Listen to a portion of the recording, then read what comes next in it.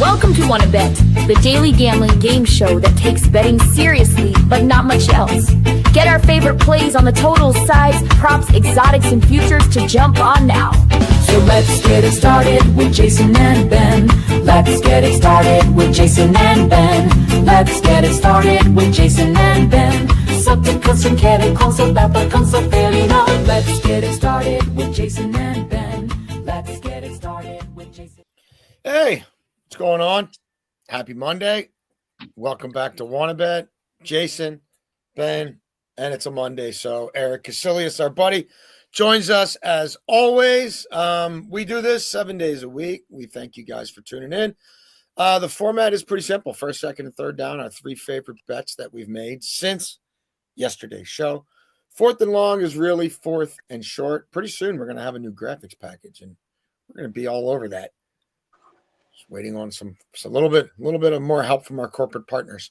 But fourth and short is really a way to get you guys paid quickly in these games. So you don't have to sit through the entirety of it to hopefully put some money in your pocket. Over time, it's football season. We do a football parlay every day. And as always, we are fully transparent. And this is how it's gone for us. We keep track of everything. And by we, I mean Beltway Ben, because he is a machine. So a lot of our baseball futures, now that the regular season over, have come to pass. So if you're looking at yesterday's show and looking at today and saying, man, yes, and I did suck yesterday in the NFL. So there's that. But those futures are counting in our record. Every bet we make on this show. So a lot of my baseball futures didn't hit. That's the nature of futures. And tough day for me in the NFL. Missed field goals in that Tennessee. I mean, when you're missing from 45-yard field goals, a guy who's usually good from 55, you might be in trouble. Andy Reid refusing to hand the ball off to Pacheco, even though he's averaging 6 yards a carry against a team with no defensive tackles. There was that. Mahomes checking out of plays to pad his stats when Pacheco was on the field. That was fun for me. An all-around shite day for me. Much better for you, Beltway, Ben.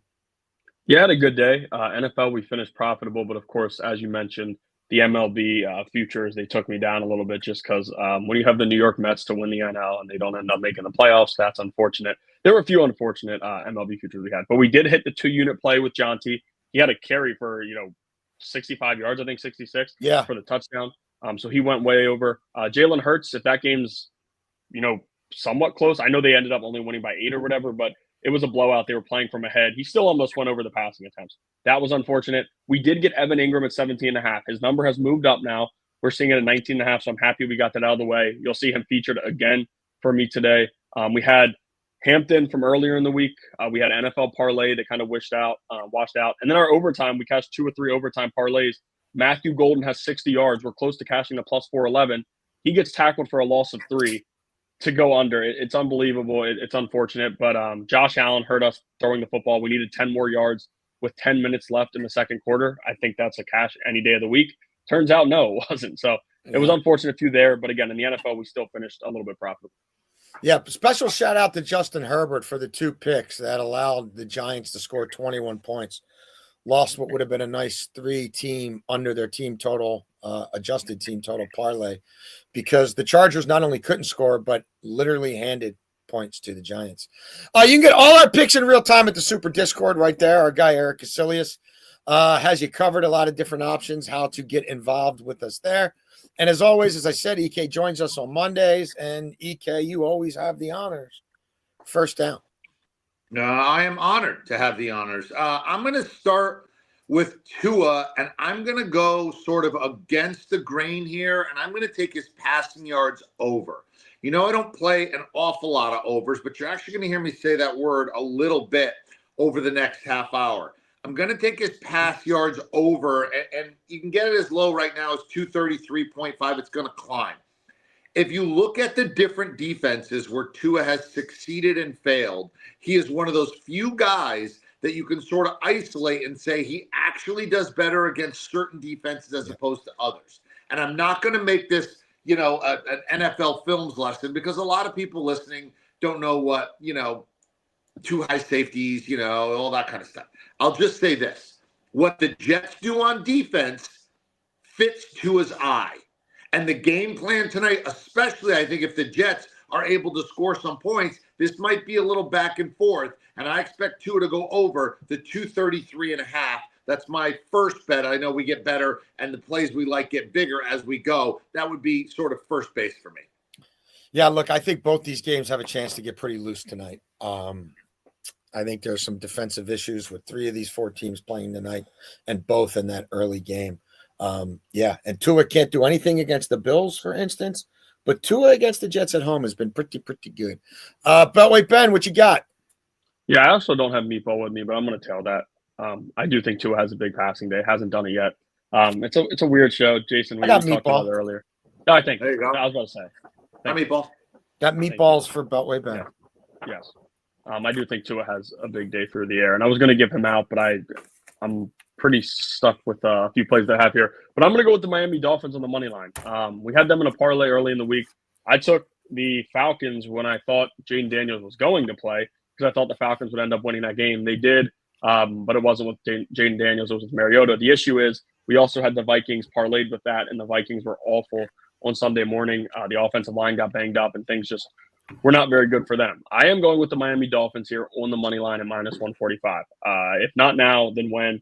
I did think McDaniel coached better, and he was a little bit more aggressive and did some things different against the Bills. They still didn't win, and I think Joe Brady, if he doesn't, he's just like, I don't know. He doesn't try to step his foot on the gas too much, and maybe they could have ran the score up a little bit more and played a better game than they did against Miami. But I do think Miami figures it out here. You're playing a Jets team, and the offense looked good with Justin Fields. The run game was really good when he was playing, but how is he going to be this week? I don't fully know. And I trust Miami's offense to get it going against a Jets defense that in the passing game is not what it was, right? Losing DJ Reed is awful, and you put Brandon Stevens out on the field now. We know, especially in Baltimore, where Brandon Stevens is at this point. For a while, he looked like an elite corner, and then all of a sudden, it just completely fell off. So I think losing DJ Reed. He'd start for the Ravens right now, brother. You say whatever you want about Brandon Stevens. Yeah. He'd be out there on an island with these jamokes right now. He also might be he probably could start on the defensive line with as bad as they are. But whatever. Miami Dolphins, money line, minus 145. Also, Zach Warren might send him on a delayed blitz and have him just run straight into a offensive lineman and do it, nothing else, whatever. I do like the Dolphins on the money line, though, minus 145. First down, we're going to the mighty Bayern Munich. Hot trick, Harry Kane. Our boys from Munich traveled to Cyprus. Yeah, there's a team from Cyprus, FC Paphos, that qualified for Champions League. We've watched our guys at Bayern demolish low table, mid table, Bundesliga sides. Die Bundesliga with regularity. It's die for me. I'll die on that hill. I'll die on that hill. I'm just clarifying D. Die Bundesliga. So here's the deal. They don't mind running up the score. It does matter in Champions League. Road goals matter. Goal differential matters. I don't think they take their foot off the gas till they get 4 or 5. If you watched them play Friday against Werder Bremen, they very much wanted that 5th goal. I think it's the same no mercy situation here. Harry Kane scoring over 2 goals a game. It's ridiculous. They draw a ton of penalties. He's a world-class penalty finisher. He actually could have had 4 easily on Friday. I also like the fact they played Friday and not this weekend, gives them a little bit more rest. This isn't tough travel. They're not going in any kind of cauldron. They're not going, to play anywhere far off and travel 3,000 miles to Kazakhstan or anything like that.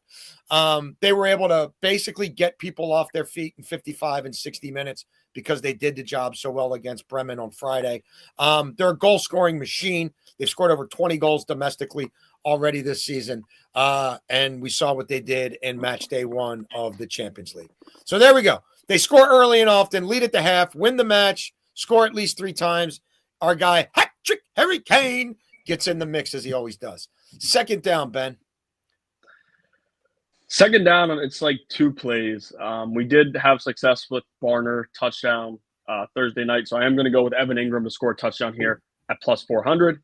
And Jason still Hall of Fame candidacy. Here we go, Evan Ingram. No, Hall of Fame fast track if this cashes. Well, Let's put them all in, Beltway Ben. Let's put them all in. The votes speak for themselves. We got 70% of people saying he should be, whatever. But and I also think it has to play a role where if you use the FanDuel bonus, again, we're not pushing books for anybody, but if you use the FanDuel bonus, you got a $200 bonus bet. So that he's adding more than just that 5.5 unit play that he cashed for, whatever. And 70% of people agree, but I'll find Barner in a couple weeks again, and we'll get him back on the track. But I do like Evan Ingram anytime touchdown at plus 400, and I'm also taking him 30 plus receiving yards at plus 240. I think this is a good value spot given the situation, what's going on. Coming into the season, I was super high on him. I thought they were going to utilize him a ton. And he was going to be awesome. Comes in week 1, plays like 30% of the snaps, and gets outsnapped by Troutman for whatever reason. Everybody's like, what's going on? Well, he was dealing with an injury throughout the end of camp, brings that into the season, and kind of re-aggravated it to keep him out. All the reports now are saying he looked very, very clean at camp. He looked good, was running well, and he's going to be a full go. So I'm buying that. We heard Sean Payton talk about how they are a much better football team when he is on the field. They signed him to a multi-year deal. This was something they expected to really help them because they haven't gotten a lot of production out of tight ends, especially last year in year 1 with Bo Nix. I do think an elite tight end could change things for him, especially when he's struggling. Give him a few easy passes. Evan Ingram, very good after the catch. I think that'll be big here tonight. And I think he's going to play more than 30% of the snaps. He's returning. You have to take that with a grain of salt with the injury, but I do think he'll be out there a ton. And I'm going to attack the Cincinnati Bengals with tight ends, no matter what the situation is. I don't care that Al Golden's there now. I don't care they switch things up. It is still a similar personnel. They still suck against tight ends, and that will continue here. 30-plus receiving yards. We already have him over 17.5. And anytime touchdown, possibly a Mount Rushmore candidate with a cap. Wow. Second down for me. I'm just going to hammer the over in that Jets-Dolphins game. We'll take it over 44.5. Both these teams are 4-2 to the over. The Jets are over in 8 of their last 10 games. Miami's over in 7 straight at home. 5 of the last 7 meetings between these teams, whether it's in Miami or New York, have gone over. All those games have produced at least 47 points. Those 5 of the 7 that have gone over by 12.5, 13, 7, 11, and 13 points. Neither team can play defense. Fields being back now forces Miami to defend the quarterback in the run game, which should open up some quick hitters and some screens and some slants that they can do some damage on. And I do think, obviously, having Fields, the ability to run the ball inside the red zone can help them finish some drives with 7 instead of 3. It's really a fade on both teams' defenses. And yeah, McDaniel's an offensive coach. He's coaching for his life. And Tyreek Hill is back from the dead a little bit lately. So he might help us get over here. Second down, EK. I'm going to Cincinnati's team total, and I'm going over. It's at 18.5, and I like that over. If you look at the Denver Bronco defense, they've been much more name than game so far through 3 weeks. Mm-hmm. And actually, when you look at the metrics, they have been below average in almost every key metric.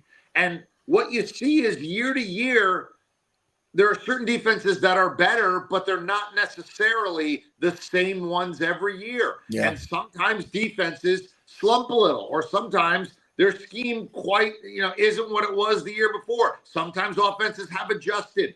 Sometimes guys slump a little bit. I mean, whatever you want to call it, the bottom line is the Denver defense comes in very overrated.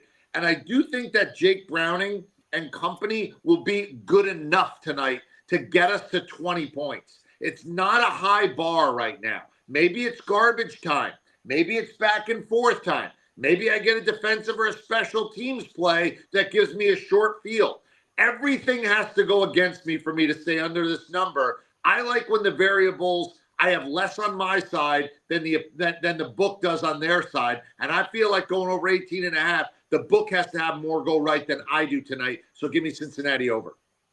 I hope you're right there. I want points in this game because that's going to help me with my third down play. Bo Nix to throw at least 2 passing touchdowns. He's thrown 21 passing touchdowns in his last 8 games at home. He's had 2 or more in 6 of his last 8 at home. He threw 3 against Cincinnati in week 17 a year ago, and what was a big game for both teams. And I would say Cincinnati's defense is even more horseshit now than it was then. Trey Hendrickson might be waving the white flag a little bit. They can't get the other pass rusher on the field at all. They don't have D tackles. Their secondary sucks, and this is a get-right spot for Sean Payton in prime time, who doesn't mind running it up on people and has to get Bo Nix going. Yeah, he wishes he could run the ball a little bit better, but he needs this kid to look like he did a year ago. And I think this is the perfect scenario with extra time to prepare in altitude at your place after the Bengals just got eviscerated and we're stuck on the field all day. I like it. And you know what? Maybe Bo Nix is headed for the Hall of Fame too, because we're sprinkling on 3 or more passing touchdowns for Bo Nix at plus 425. We're sprinkling. I miss you, Choppy. Love you. RIP. We're sprinkling on Nix to throw for 3 tonight. I think Denver has 4 offensive touchdowns in them tonight. And I think Bo Nix will be given the opportunity. A deep one to Sutton, maybe a check down in the red zone. Real quick, you said it's plus 425. This graphic is supposed to have a 4 with it. So just anybody watching who keeps track at home, I got it. This is plus 425. Making my little note. All right, EK, third down. All right.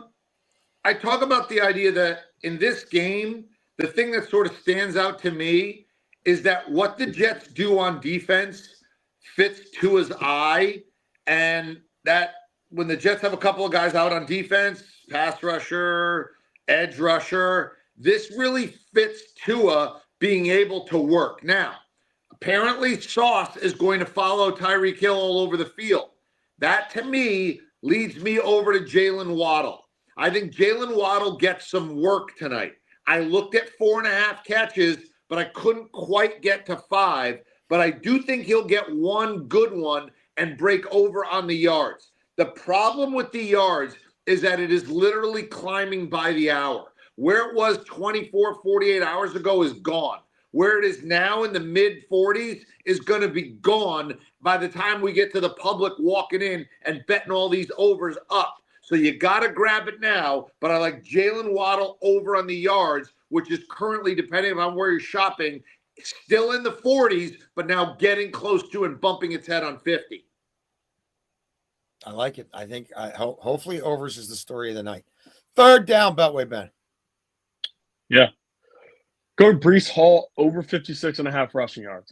Minus 110. I think this Dolphins run defense is awful. And we also saw what Breece Hall was able to do when Justin Fields played. Yes. Running quarterbacks, open things up for running backs. We saw it with Lamar Jackson for years in Baltimore. He had Gus Edwards, J.K. Dobbins, all of the backs they had there. I mean, Devontae Freeman, you can go back to those days as well. Latavius Murray kind of got a jump start again in his career.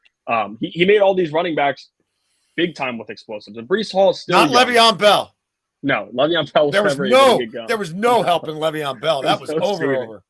There was no saving that. There was no saving that at that point. But Lamar does help a lot of running backs, and running quarterbacks do. It's just how it goes. You have to take away the quarterback's legs, especially a guy in Justin Fields, who has really been one of the more good running quarterbacks in the past few years.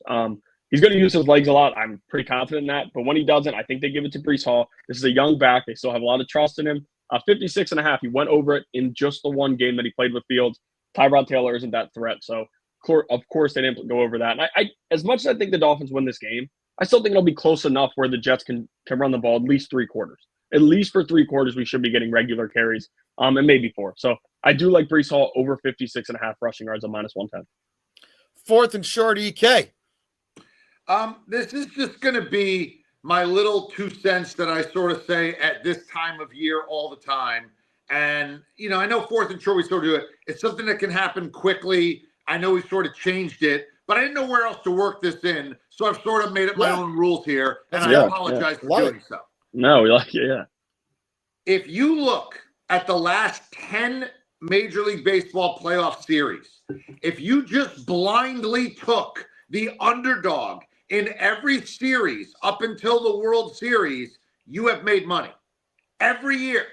Just take the plus money, right? Just go and say, plus money, plus money, plus money. The public comes in and bets these series, and the public only bets the favorites, and the favorites gets driven up. You know, in a regular season baseball game, you know, you get a lot of, okay, it's plus 110, it's minus 140 because one team is significantly better because baseball is one of those 60-40 sports.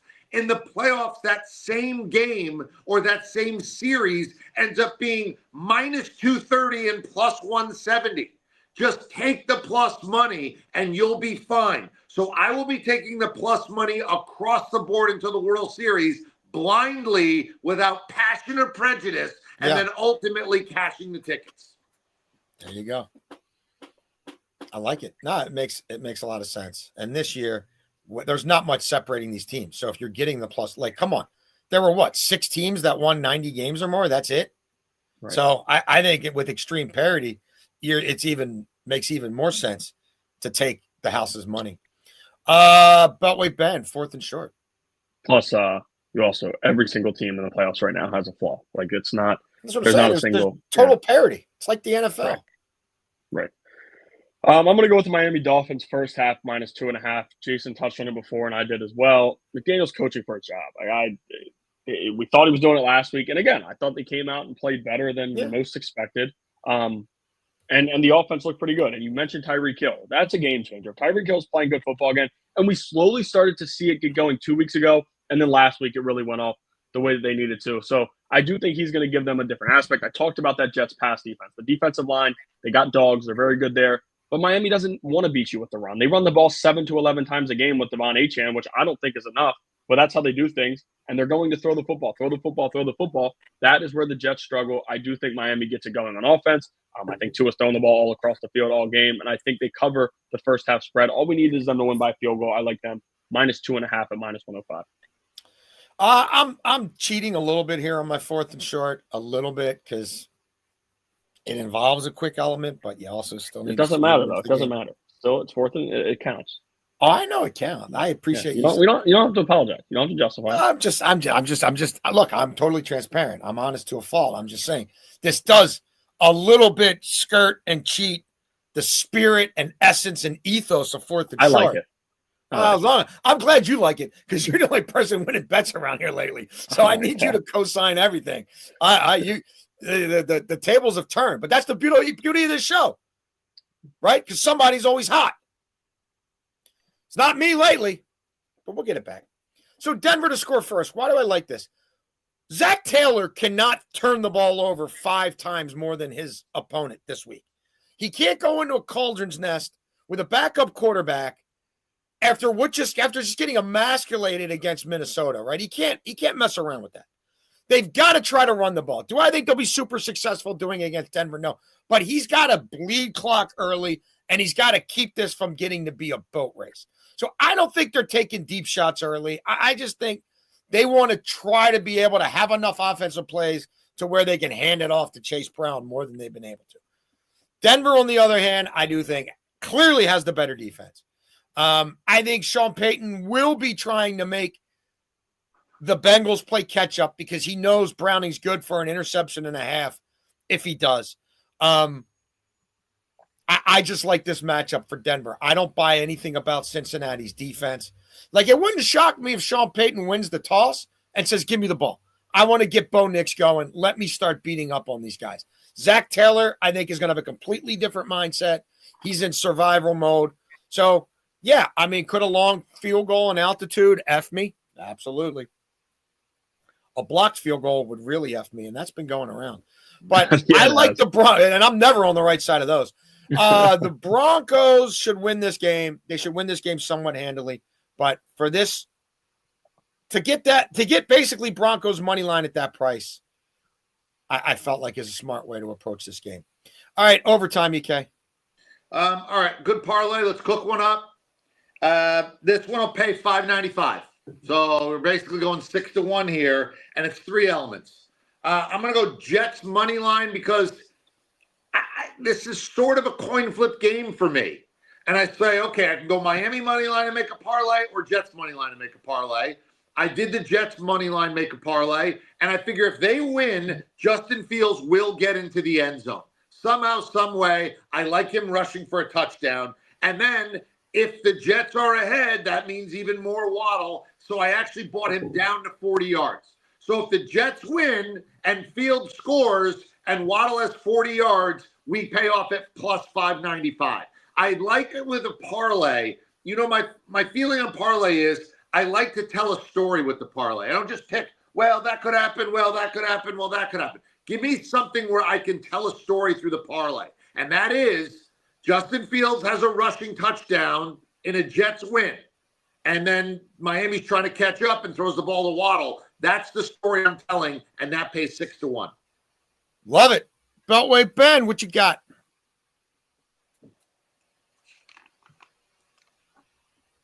I'm going to go with 3 player props here. Brees Hall, 40-plus rush yards. Tua Tagovailoa, 200-plus passing yards. And Evan Ingram, 25-plus receiving yards. Evan Ingram, dragging him up to 25 is the plus money play that we toss in here to get us to plus 319.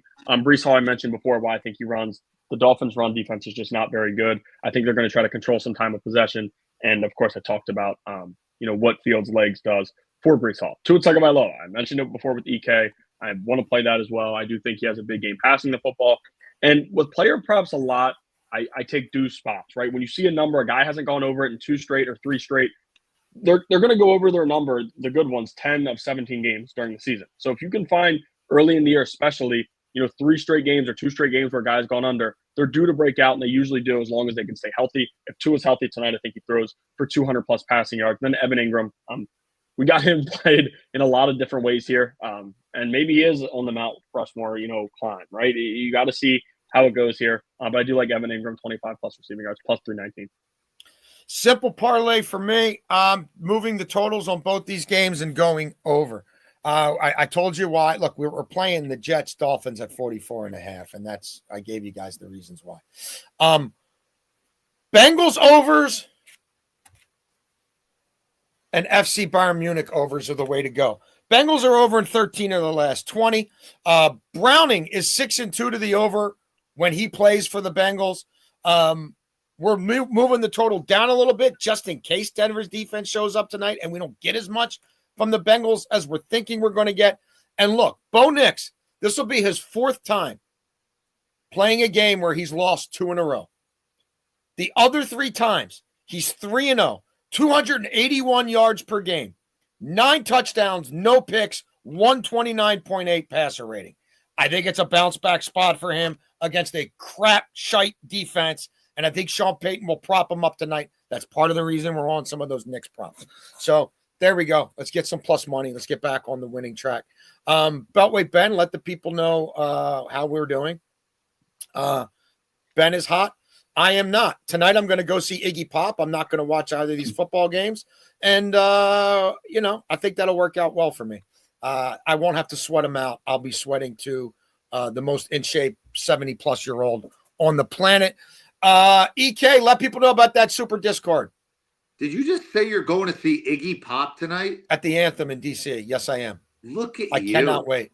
Every time I think of that, I think of the movie Almost Famous when he plays the music and he says, Iggy Pop!